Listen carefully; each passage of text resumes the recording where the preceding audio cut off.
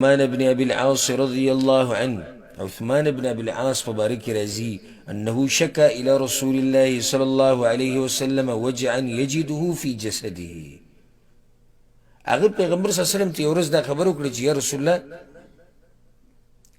په بدن کې ورته یو ځای وخو چې په دې ځای مې درد لازي. ما درس په اوله کې دا خبره وکړه چې خبر چاله ورکول چې زه بیمار یم په دې کې څه حرج نشته. شکوي شکایتونه به نه کوي، دې نه منع راغلې ده. صحابه کرامو به پیغمبر صلی الله علیه وسلم ته وایي چې زه بیمار، یعنی څوک چې بیمار و هغه به وایي زه بیمار یم. وجه څه وه؟ ولې به یې وي چې پیغمبر ورله دعا وواړي. یا کیدای شي دم پې واچوي او د هغه په دم کې م الله اثر اچولی دی او د هغه دعا م الله قبلوي. نو عثمان ابن ابي العاص پیغمبر صلی الله علیه وسلم ته دا خبره وکړه چې په دې بدن کې مې په دې پلاني حصه باندې درد لازي. اوس بله طریقه واوره، دا نننی درس انتهایی مفید درس دی، انتهایی مفید درس دی. دا هر مسلمان د پاره یو خاص مسلمان د پاره چې بیماری کمزورتیا من کې په هر چا راځي، اسانه طریقه ده د دم اچولو. الله به دربه کې شفا درکړي، دې منډو نه او د یو خواله او بل خواله لاړ شو، دې هر څه نه به الله وساتي. دې ځکه اوس ګوره عثمان خو خپله قصه وکړه، عثمان ابن ابي العاص.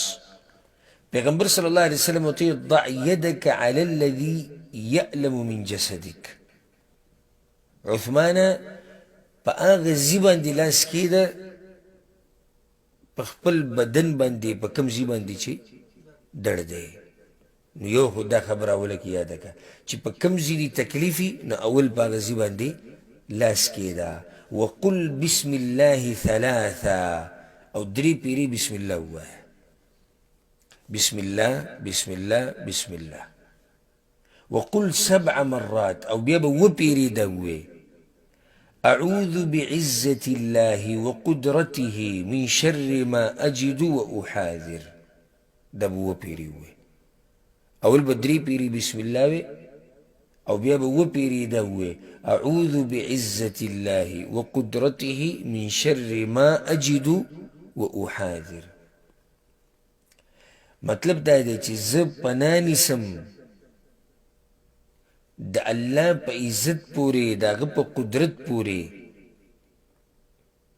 د څه نه؟ د شر د هغه څه نه چې زه یا د هغه تکلیف نه چې اوس ماته دی، و احاذر، او زه ترې په روان وخت کې ویرېږم.